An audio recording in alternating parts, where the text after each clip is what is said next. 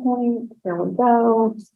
All right, so sometimes people get confused between a task analysis and chaining. And as we said last time, it's essentially the noun versus the verb. So the task analysis is what we design to kind of walk through all the steps in the order that they should occur. And then chaining is the process of teaching that link of all of those items on the task analysis.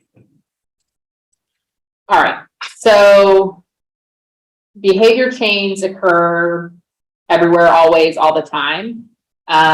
So even like the whole process of coming to class and sitting in your seats, how many steps are required to do that? Quite a few.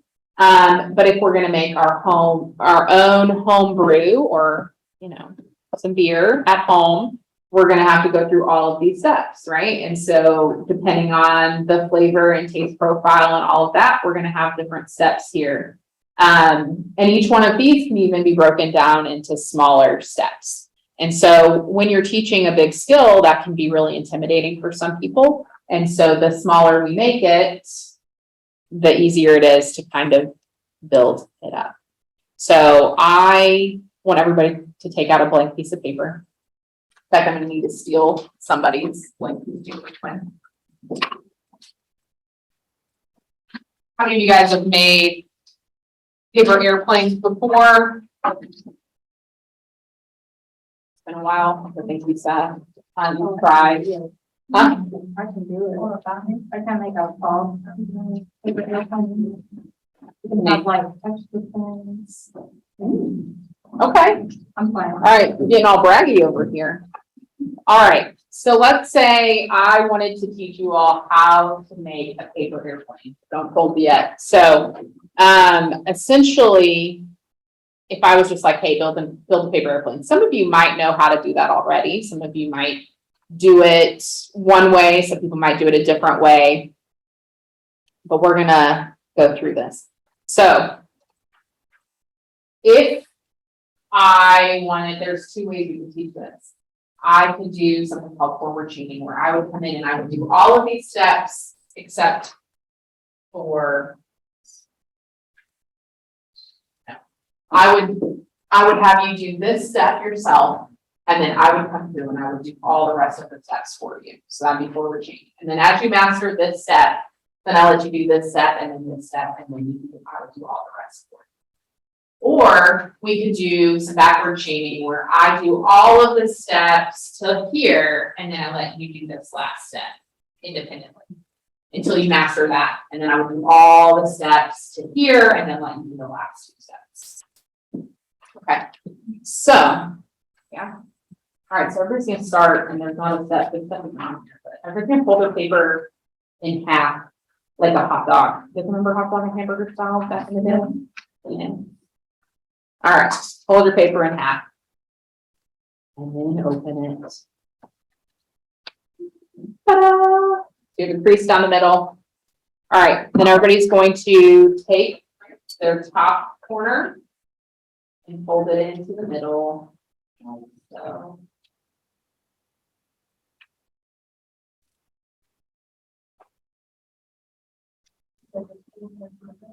Yeah, like so. Like this. So your paper should look like this.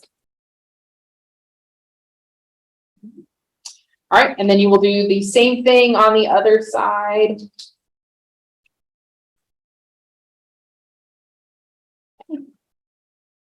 All right. And then after that, this is where it gets a little tricky when you're trying to provide verbal instructions. You're going to take this corner right here, this corner, and you're going to fold it into the middle as well.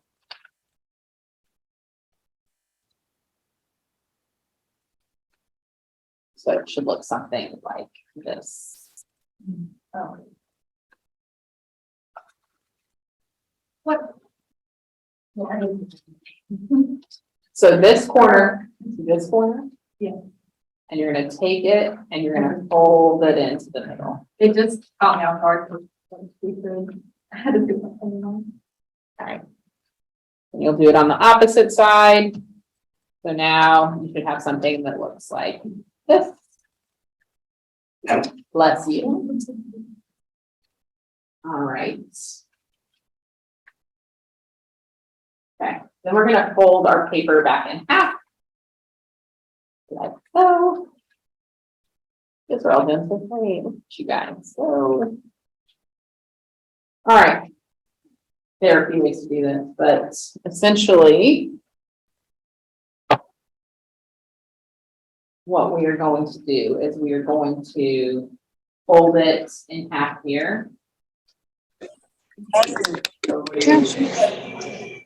And then the rest of it goes down the side. So, like so. So essentially that you would fold it out like this. Making the wings. And you will do that on both sides.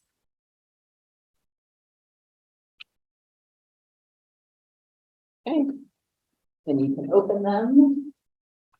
There are a few other things you can add to make your plane a little more aerodynamic if you do wish. And one of those things is to fold up the tip here. And fold it on the opposite side. So that when you open it, please stand up. All right. So once you have your paper airplane, you're all pretty tempted, right? To throw them at Ava? Yeah. All right now. Oh, not right now? No? No, all right. All right, so then you would throw your airplane, right? And that'd be the final step in the chain. After class, you're more than welcome to go out in the hallway and like throw your paper airplanes down the hallway. Don't be too distracting, but. Huh? Yeah, we can see who goes the furthest. And then now we've got an airplane. All right. But so part of it here, right, is that each step or looking at the paper is a discriminative stimulus. And then we engage in a response, which will be folding the paper, which then makes it look different, which becomes an SD that results in a new response with the consequence of a new thing with a new SD and a new response. So everything is both.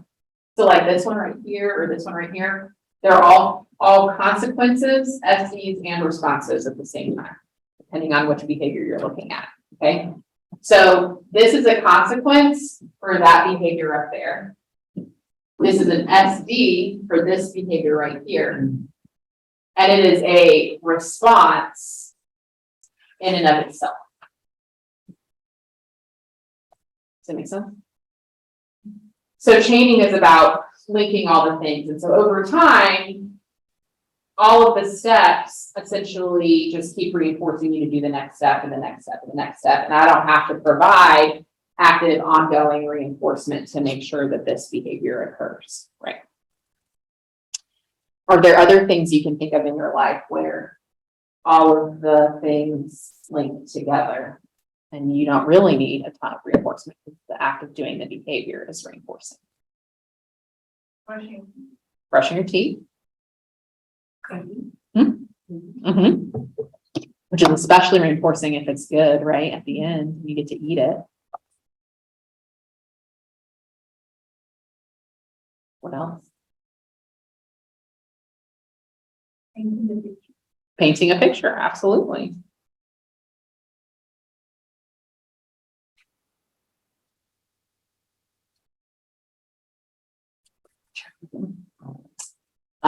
Conversation is this way too. All right, so then we've got our airplane. And as I said, each step is a consequence to the previous step and an SD for the next step. It is all of life. You guys are gonna be really sad. Today's actually really short, but don't be too sad. All right, so then like putting our shoes on is another one. And you can see, like, if you think about little kids, right? And it's a brand new thing that they've never learned before. And I was like, all right, here's this piece of paper, go make a paper airplane. And I just like handed it and just like sat there and waited. What's likely going to happen? They're going to stare at me. They might engage in problem behavior. So it seems easy to think, okay, well, I obviously have to teach them how to make a paper airplane the first time. And I think we take for granted that some of these other skills also have to be taught with a similar mindset, right? So like washing your hands, I won't take a poll. I'm hoping that all of you thoroughly wash your hands after you go to the bathroom. but is it, no, we just have the mask wearing one. I feel like when COVID hit and the CDC was all about like, we gotta wash our hands and just like bathe in soap and just like stay at the sink for 3 minutes and whatever. I felt like in that moment that nobody must wash their hands. The fact that we were like providing that level of instruction of like, this is how you wash your hands. But the CDC was trying to change hand washing for all of us. Because most people walk in the bathroom and they're just like, all right, done, right, that's it. And the CDC's like, no, here's the right way, right? So we're supposed to wash our hands for like, how many seconds? 20 seconds. Yeah, huh? Yeah, but like more than one time, right? Yeah, Because like when you, 40 times. yeah, because when you only sing it one time in your head, you sing it at a much faster rate than when you sing it out loud, right? And people would judge you going to the bathroom and they're like, happy birthday. And then what else are we supposed to do while we wash our hands? Like, Look during the mirror. I mean, dry your hands off. Yeah. no, but like the whole process, right? We gotta get soap and gotta like make sure it's happening. Huh? Yeah, you wet your hands, get some soap. And then, but like, they were like, okay, but you gotta wash your hand and then go between your fingers. Make sure you get the back of your fingernails, your thumbs, right? Like the backs of your hands. And it was like all these things where you're like, shouldn't we already be doing this? There are people who would use that. Oh my God. Uh-huh. And looking in the eye as they leave, walking past you think. Yeah, that is a whole thing. Like, come on, peer pressure. Go wash your hands when there's somebody in there, especially, right? Like a little soap in their direction. Like a tiny bit, or you feel. Look back over here, right? So, but we probably, until COVID, took this for granted, and then we had like a major, pandemic, and we all had to be like, okay, here's how we wash our hands. That's changing. What about like putting your shoes on, right? And depending on what kind of shoes they are, that whole process could look different. Yeah, slip on. It's really the way to go. That's what I was thinking. Over the hands, no laces. Yeah. I'm sorry. And having to sit down to do it. Honestly. I'm like, if you're in an elevator and you dropped everything in an elevator, trying to put a shoe back on. Did he took the shoe off though? I don't That's know. the original. Maybe that was I what think it happened. was- And we had to get it back on. But like tying your shoes is a whole thing. I Putting thought your- this creative way to tie your shoe on TikTok, but I didn't. It was like way more difficult than I don't know. Was it the like, if you tie it this way, then it won't come untied?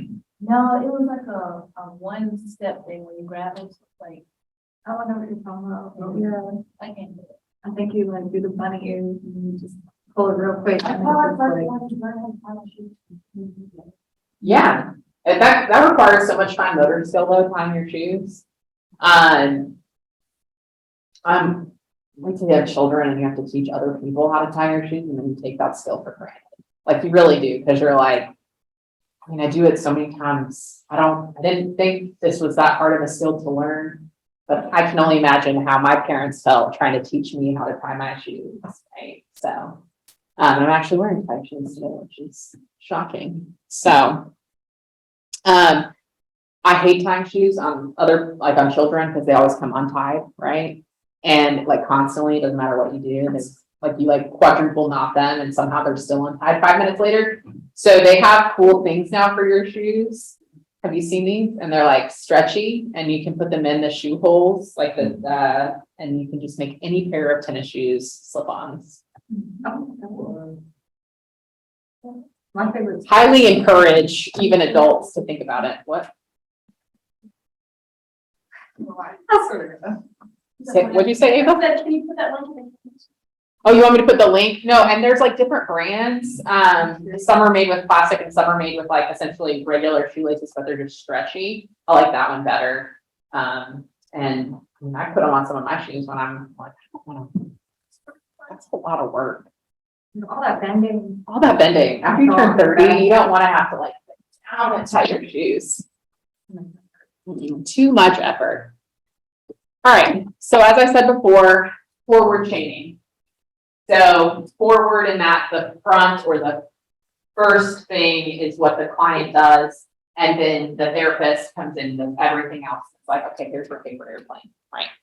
So I might like do a couple of things together and then do the rest, even at the beginning. Because like this one and this one are pretty similar steps, right? They're just the opposite of one another.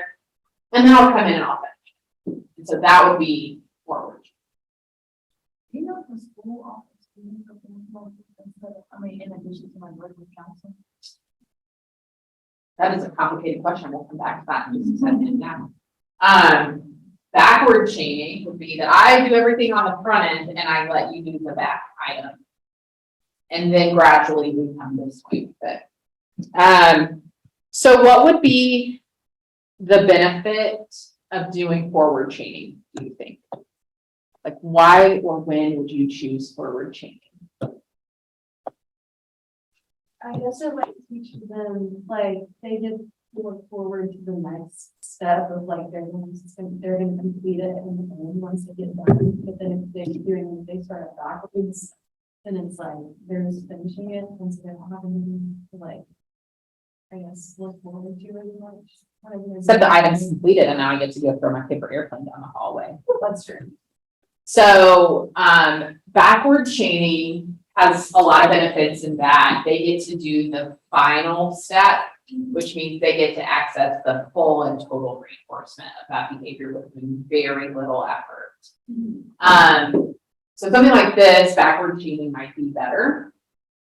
Forward chaining would be helpful if it's like a specific, I really need them to learn it in this specific order. There's really not a right or a wrong way here, but a lot of the decision can be made based on, like if we think about like brushing our teeth, then if they can already like pick up the toothbrush independently, then I might start with forward chaining because we've already got the first step mastered and then I'll go through the rest of it. But if they don't know any of the skill and I'm having to teach it completely from scratch, then it'd be better to do backward chaining. So you kind of assess where they're at, kind of their baseline skill. But so this may seem odd, but this is extremely effective.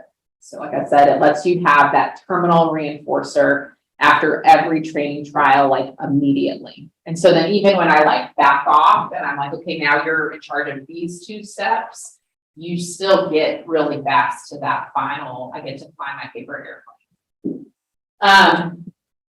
So difficult, but this is not the case for forward chaining, and total tasks may be much more difficult to manage, right? So if I was trying to teach you the whole thing all at once and I needed you to do every step along the way, which is essentially what I did with you all with the paper airplane, right? I made you guys do the total chain all at once. But why would that work here versus like with kindergartners? Total chaining for this. Well, I would have to keep their focus the entire time, but in kindergarten, we don't have great fine motor skills and we're just learning how to fold paper the right way. And so there's some other like baseline skills. I'm going to assume that in college, most of you can fold paper. You've probably all made a paper airplane before at some point in your life, right? So it was much easier to assume that you guys could do it more back. Like that. All right, so total task chaining is essentially useful for higher functioning individuals like college students, especially if you're like, if I let you guys do all the first steps and then I came around and finished your airplanes for you, how would you feel? Yeah, you'd want to just do it yourself, right? Yeah, you'd be like, stop it, I can do this. I don't need your help. And then I would just like jump in or come around the room if it was clear that somebody was struggling with folding it a specific way, and I would provide assistance at each step where needed. But in general, I would just walk you through and model this for you and be like, okay, like if I was teaching you how to brush your teeth, if I were to pick up your toothbrush, pick up the toothpaste, talking you through it. I wouldn't necessarily be like, all right, you picked up your toothbrush, now I'm going to do the rest for you. Here we go, I'm brushing your teeth, right? You would all look at me and slap me and be like really annoyed. So total task chaining only really helpful with higher functioning individuals. who have a lot of the baseline skills necessary to learn that task. All right, so like I said, that each step is the SD for the next step. So if you have errors in the chain, so they did something not quite right. So like in folding this airplane, you didn't make this fold. This is like the hardest fold to describe. If you didn't make that fold correctly, I would want to immediately provide corrective feedback. Why would that be important? To make sure that I immediately fix your error. So you're gonna mess up the rest of the things, and what were you gonna say, Spence? Oh, anybody else, Ava? Seth? We don't learn. We don't learn For the next thing, right, exactly. So you don't want it to accidentally get like miscoded in your brain, if you will, that this SD is this for this thing. So you don't want to mess that up. So like you're driving to campus and you make a wrong turn, right? I don't want you to then make that wrong turn every time you drive to campus. Why would I not want you to make that wrong turn?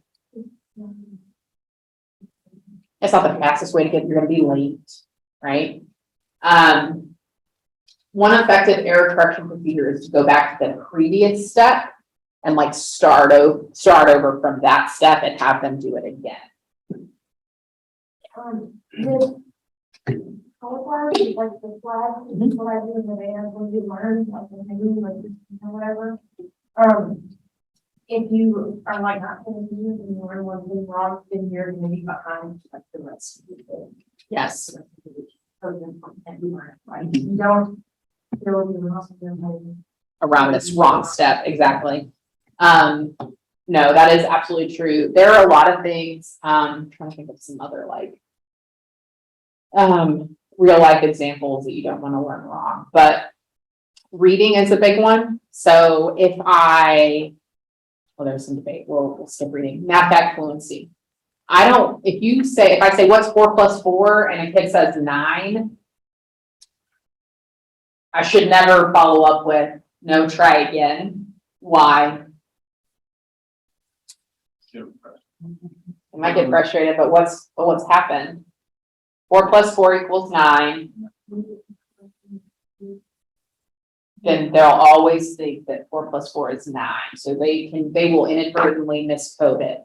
And so you have to provide that error correction immediately. No, 4 plus 4 is 8, right? And so if you keep asking, and teachers are notorious, but parents are notorious for this, to be like, no, try again, no, try again, no, try again, no, try again. And if it takes them like 4 times before they get to 8, we're not actually helping them. So we want to make sure that we're like, no, 4 plus 4 is 8. And then we immediately follow up with 4 plus 4 is 8.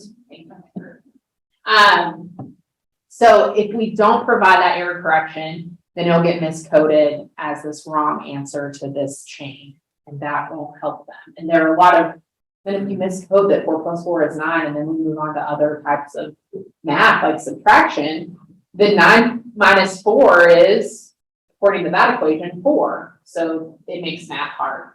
And now I've really messed with everybody's brain.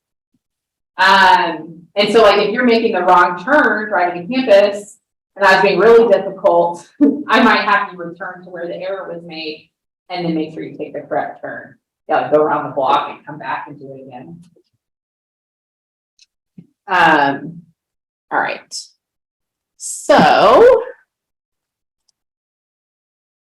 different links within that chain are going to have different strengths. So if you are looking to like interrupt a chain and break it, so if you're trying to break a habit, the weakest link is going to be the link closest to the beginning of the chain. Okay. So why would this be the weakest link? Yeah. So if let's say you engage in like a habit like thumb sucking, and the first step of that is like moving your, like even putting your thumb up, right? So that's going to be our first step in the chain.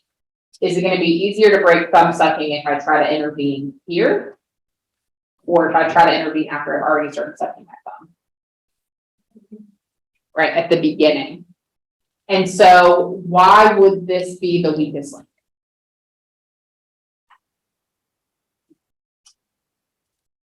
You learned it in a certain order, then you wouldn't know.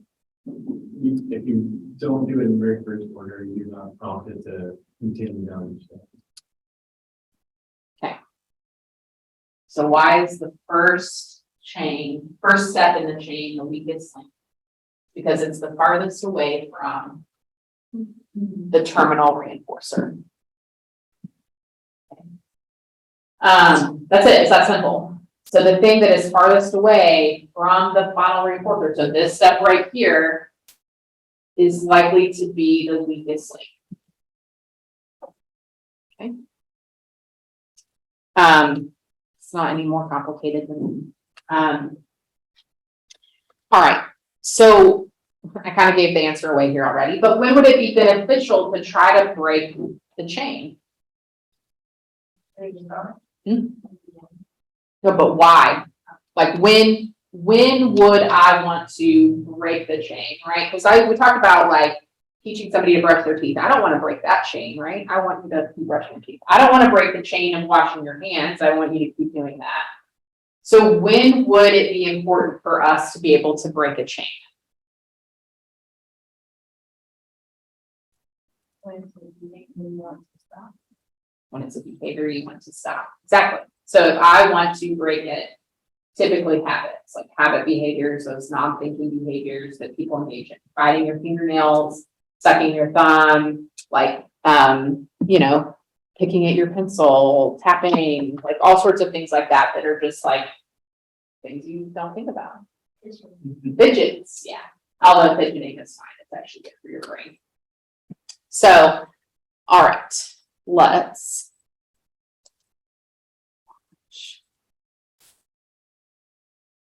this fun video that there's a couple of vocabulary errors. Now let's figure out this one.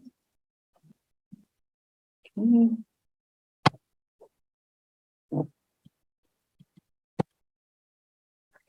Volume.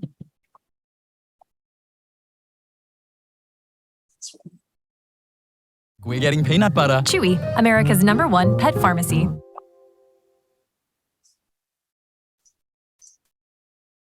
All right, we're gonna talk about shaping next time. So this video shows chaining and shaping kind of together.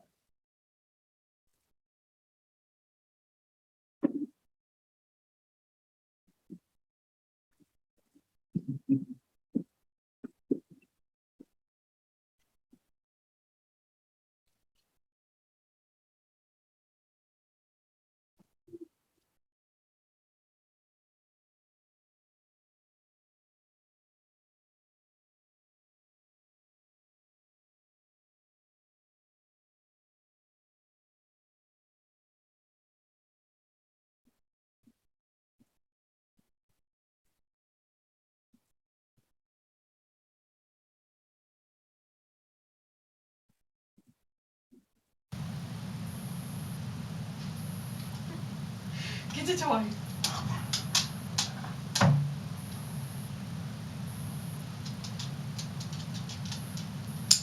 Good boy.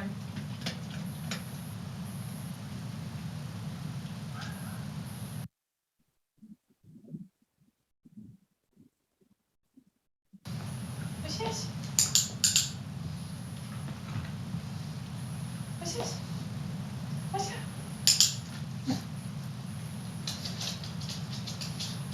What's that? What's that?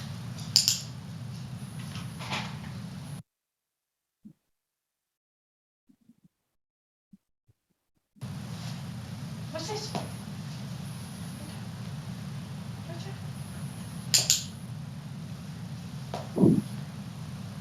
What's that?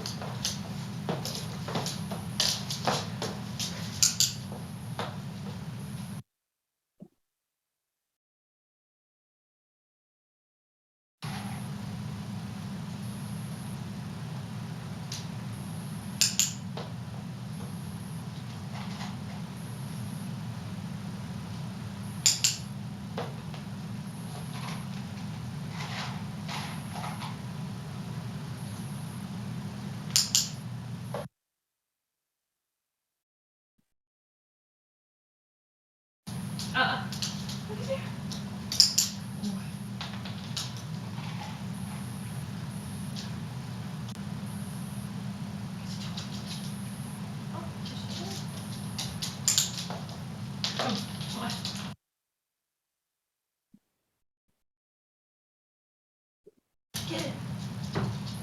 Go on. Go on. Oliver, get it.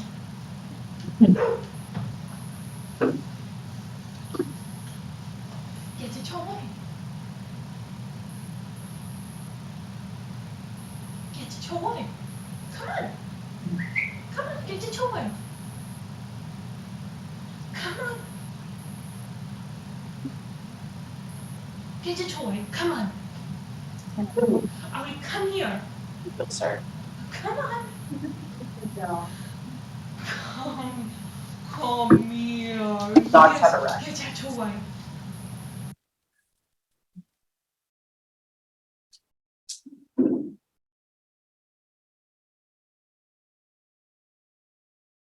Irrational fears are very common in dogs. Any of you live with a dog, probably think there's some irrational fears your dogs have.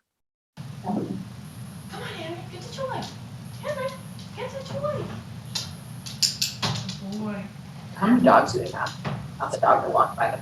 get the toy. Henry, you get that toy. Come on, get the toy. Get the toy. Henry, there's a toy.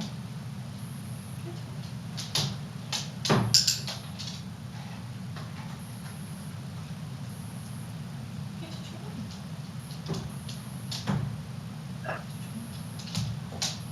That's the one.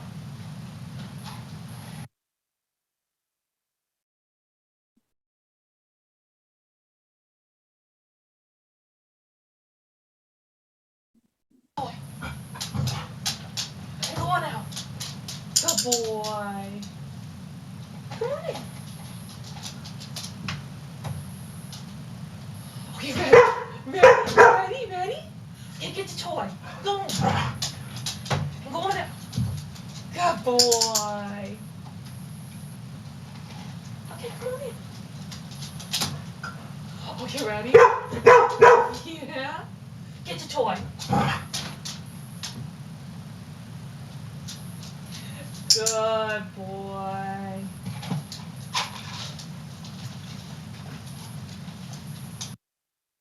Are you guys all motivated to go, teach your dogs some tricks now? I go to work at 3:30. Huh? I go to work at 3:30. Oh, yeah, and you can go work with all your dogs at work and teach them all some new tricks. All right, so we'll talk about shaping next time, but I'm gonna come back to Quinn's question about, do schools offer behavior therapy like they offer counseling for behavior? So essentially this comes about from like, if there's something that, there's a skill usually that we're looking for that's not already something they can do or attempt to do, then we will shape it up so that we can start with the closest version that they have of that behavior and then gradually build it up to be the whole picture of that behavior we're looking for. So essentially, we're going to reinforce closer and closer approximations of the behavior that we want. So if I'm trying to teach somebody how to say ball, and the only sound they can make at first is B, then I am going to reinforce them for attempting to say ball by giving them access to the ball. And then after they're really consistent with that, I'm going to move from the B sound to the B. So then they have to be even closer, and then from ba to ball, right? And so then once they start saying the next thing, ba, I'm going to stop reinforcing B alone and only accept ba. And then once they start saying ball, I'm going to only accept ball and stop accepting ba. So what would be some reasons why we wouldn't simply insist on them starting with ball from the beginning of that sequence?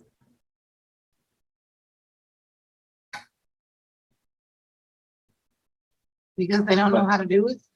Yeah, they don't know how to do it. And what happens when you don't know how to do something and I keep demanding that you do it? You get frustrated? You would get really frustrated.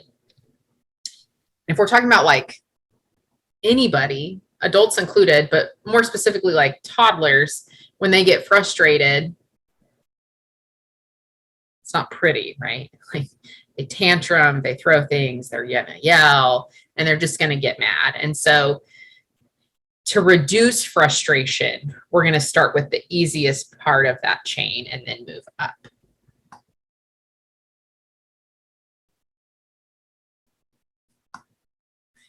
All right. So the other like word we use here to describe that is successive approximations. So they are increasingly similar, closer to looks of that terminal response we're looking for. So if I'm looking to teach the kid or adult or whoever how to turn the faucet on, just putting them towards the faucet and showing them like, hey, here's the faucet might be the first one. And once they're doing that consistently, then we want them to like point or start reaching for the faucet, then actually touch the faucet, grip the faucet, quarter, half, 3/4 turn, completely turn on. That fading or shaping process right there, that shaping process to get there typically happens pretty quickly, or that's kind of our goal. We don't want it to be this slow, drawn out thing, but rather, okay, we're orienting, great. Now let's touch it. And I might add a prompt, right? To point their elbow, direct them, maybe even hand over hand, help and place their hand on the faucet. So before we start shaping the behavior that we're looking for, we have to clearly identify and define what it is that we're looking for. And then we have to think through and identify approximations of that behavior that we would be willing to accept. And then we're going to walk through our whole prompting sequence. Like, do I point by gesturing? Do I point by full physical prompting you to do it? Do I partially kind of guide you to do it? Do I just gesture and show you what I want? All of those things. And we're going to have really clear SDs, right? So maybe touch the faucet, turn on the faucet, twist the faucet, whatever it is. But we're going to make sure that we have that all outlined beforehand. And we're going to, if the next approximation happens, even if we weren't necessarily prompting for it, we're going to make sure to reinforce it. And then we'll just go ahead and jump up to that place, right? And then we're going to reinforce all of those successive approximations at a really steady pace, not too fast, not too slow, just kind of going as quickly as we possibly can without overwhelming the person. And then we're going to reinforce heavily once we get to that terminal behavior that we're looking for. We're going to like throw a party, right? Yay, this is awesome. And we want to make sure that we are planning ahead and not getting caught off guard if there is a large change in behavior. Because sometimes what will happen is like they make a huge jump, right? So when I go to teach them how to like turn it a quarter turn, the next time they might go ahead and turn it all the way 100% on. Like you'd be surprised, right? So even though I broke it down a quarter, a half, 3/4, then a full turn, they might get it just from that initial quarter turn, and then they've got it the rest of the way. Always ending on a positive note, right? So I want to make sure that they're always ending in some sort of success in their behavior, getting reinforced heavily for all of those good things. All right. So some advantages of shaping: we are able to teach a brand new behavior that has never been done before by using what the person is already able to do. And we use this to teach behaviors that are not easily prompted, right? So like if I'm trying to teach you, I can't just say, go wash your hands, right? And yes, just so you all know, there's a buddy today. Yeah. Mm-hmm. She is the Zoom cat. But anyway, so we use this to teach behaviors that are not easily prompted, right? So I can't just say, hey, let's go turn the water on and wash your hands and expect them to be able to do that immediately. So your fish is mean. That's, see, there you go. Cattail all over the place today. So this is also just a really positive way to teach behavior. No punishment is needed. And we just reinforce the new behavior and we stop reinforcing the old behavior, which is essentially extinction, which you're going to learn more about on Tuesday. And it's really versatile. We can do this with any type of behavior, and we can combine it with a huge variety of other interventions or treatment options that we've discussed previously.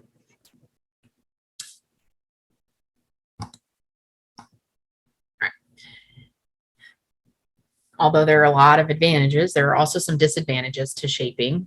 So it can take a large amount of time to achieve the terminal response, especially if you're not staying at a steady pace with that shaping process.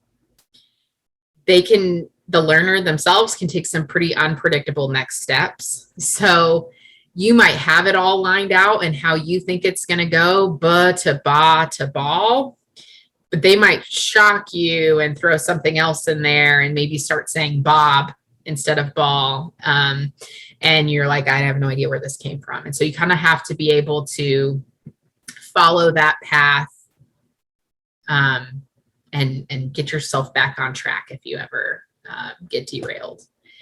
And although this may sound super simple, generally speaking, you have to be pretty skilled at this behavior beforehand, because there is some artistry in this, and that it's this gradual kind of like shaping up and only using as much force as you need to, and really minimizing the amount of support that's provided throughout the process so that they get the opportunity to try it themselves. You won't really get to apply or practice these other than not in this class. If you go to grad school to become a behavior analyst, there's a practicum class and you would learn this kind of like throughout your practicum experience, but not even in a like class per se. And oftentimes, there's really subtle changes in behavior that even people on the outside may not recognize, especially if I'm using prompting, like physical prompting. If I notice the person has started putting forth their own effort towards reaching for the faucet, for example, then even though my hand maybe is still near their hand, I'm not really using very much force to make it happen. But also like problem behaviors, so tantrums, screaming, crying, those types of things, oftentimes are results of like inadvertent shaping. Like we didn't really mean to shape up this behavior, but here we are, and this is what's happened because we've accidentally reinforced. So if you think about, we often tell parents to ignore tantrums, and they'll ignore, and then all of a sudden they just snap and they can't ignore it anymore, and they give attention at kind of this heightened point of that tantrum. And now I have reinforced that portion of, and now we're always going to kind of escalate to that point.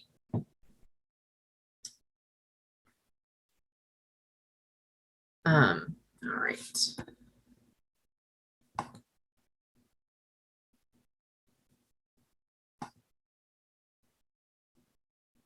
Let's see. All right. So, shaping versus other types of procedures. So what's the difference here between shaping and chaining?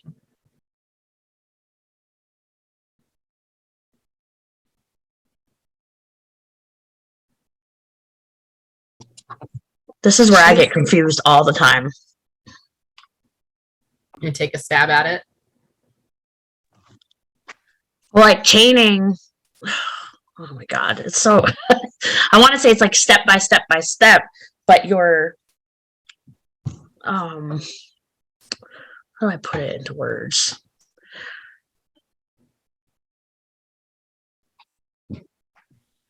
on eat at a time, one thing at a time? Is that a typo, Spence?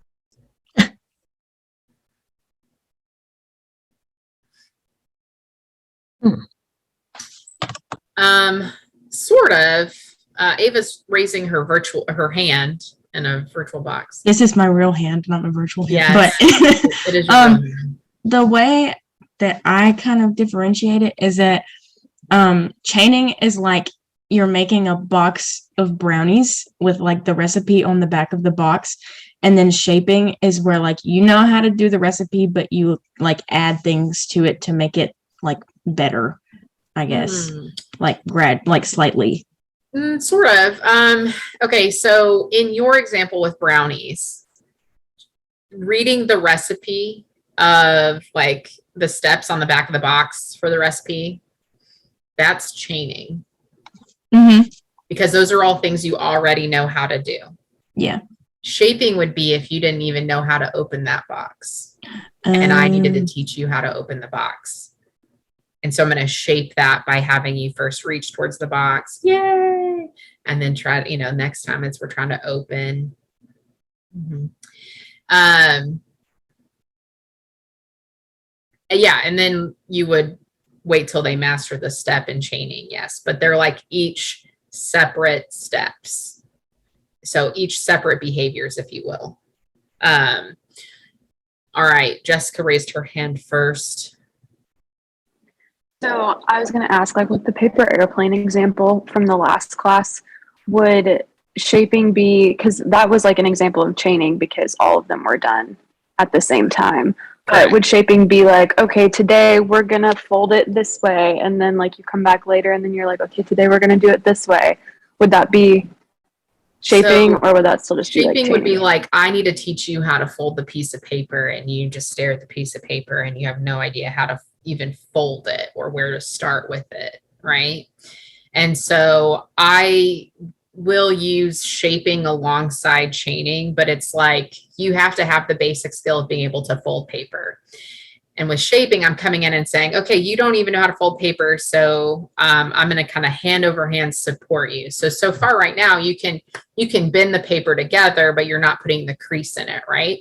And so then we start by reinforcing you and doing that. Like, good job, kind of bending the paper in half. And I would reinforce that. And then I would say, all right, now we have to crease it. And then I would hand over hand kind of help you crease the paper. And then I would reinforce you for creasing it. Good job. Now we're one step closer to folding our paper. And so then you kind of work it all together. So then eventually you would only reinforce once they have like bent the paper and creased it themselves, right? That would be shaping. Chaining would then be taking that paper folding skill that they have now learned and then teaching them each of the steps of folding the paper to make a paper airplane. And if at any of those steps they needed extra support because they couldn't figure it out, we would be shaping up that step of the chain. So they work together, but they're describing different aspects of the thing. Yes, so shaping is typically something that happens prior to chaining. It's teaching, shaping, like Quinn said, is teaching, starting a new behavior. Shaping is starting a new behavior. Chaining is teaching the individual steps to reach a longer, like routine type thing. So chaining is about taking a behavior like brushing our teeth. It actually involves a lot of steps. Shaping is teaching each of those individual steps up. And then once you know all of those steps, then I can put it all together into one chain. And this one, they are both verbs, so that makes it hard. So, right, task analysis to chaining, task analysis is the noun, and chaining is the act of teaching through this task analysis. Shaping is when they have no idea how to do the behaviors necessary to do the chain, and I need to teach them how to do it by reducing frustration within that.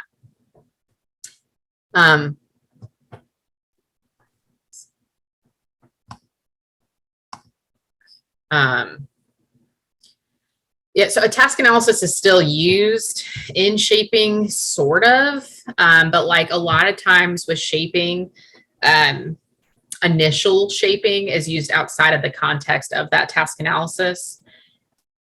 Chaining and a task analysis go together a little bit better. So shaping, like especially with communication and language, a lot of that isn't about a task analysis. Like I'm not breaking down every step or sound that's necessary, every movement of your mouth that's necessary to say each word that I'm trying to teach you how to say. But rather that, like once you've got that skill, then you keep that skill forever, so to speak, and then I can teach you the next skill to learn. I'm trying to think. So shaping involves, we talked about, I think we've talked about like have least to most prompting, most to least prompting. Do these things sound familiar to some of you? Yes, we talked about this. Maybe no, we've only talked about forward and backwards chaining. We haven't talked about the prompting sequence here. Okay. So shaping involves having a really prepared plan for prompting. And so sometimes I'm going to start in a way that's least intrusive to get you there. So I might model it and then hope that you imitate me. And then maybe if that doesn't work, I then gesture for like what I want you to do. If that doesn't work, maybe I guide you and gently physically guide you to do the thing that I need you to do. And if that doesn't work, then I might have to do like a full physical hand over hand prompt to get you to do it. So shaping involves this like very thought out plan about prompting and how we're going to get there. With that, we also have to plan for fading out of those prompts. So we have to fade out those prompts so that the learner becomes more and more independent in doing that specific task. And as we fade our prompts, they become more independent, and then we're able to go on to the next behavior. And maybe the next behavior within that chain, or maybe just the next behavior that we're planning on addressing in therapy or treatment. If you don't do the fading part smoothly with intention early on from the beginning, they will become prompt dependent and they will require all of that support to do those behaviors that you're trying to teach. All right. So in shaping overall, we are reinforcing these successive approximations to the terminal behavior. So we're teaching a brand new behavior that didn't exist before, where a chaining is taking something that you already know how to do and putting it together into a longer chain. And then we can combine shaping with chaining to get to a skill faster, or to be able to kind of multitask, if you will. So especially with like cooking a recipe, maybe you don't know how to crack an egg yet, even though cracking an egg is on the back of the brownie box. I can get you there. And then when we get to that step, I will pause and we'll shape up teaching you how to crack an egg. And oftentimes some of this stuff is so subtle, like you don't even realize that you've gone from chaining to shaping and back to chaining, because it's just this kind of smooth process. Look, like watching where the learner has deficits and coming in and supporting them how they need to be supported to learn that skill or that next step. And I say that, and this is generally a very time-consuming process for some people, depending on their baseline learning abilities. So, ideally, this is something that we can do relatively quickly and teach them up skills fast. But if they're not motivated to learn, or if they have other skill deficits, then this can take a really long time to get there. I was able to teach you all relatively quickly how to fold a paper airplane, but you all are in college and have some baseline skills, right? All right. So reinforcement for imitation results in this idea of generalized imitation. So then you can take this skill of being able to imitate and copy what other people are doing and apply it in a variety of situations. A good imitation repertoire makes it a lot easier to shape because it means that you already know how to copy me. So if I model it for you, then you can copy it in that situation. So like cracking an egg, I might not have to do quite so much shaping if you generally know how to copy me. So you can just watch me go pick up the egg, crack it on the side of the counter and fold it open and do all of that alongside me. And that's all of the shaping that you would need to get there. If I'm also providing praise and reinforcement, like, good job. Yes, thanks for copying me. You picked up the egg. Like, now we're cracking it. And that whole process. The other piece, right? So task analyses break these complex behaviors into smaller components, right? That's all it is.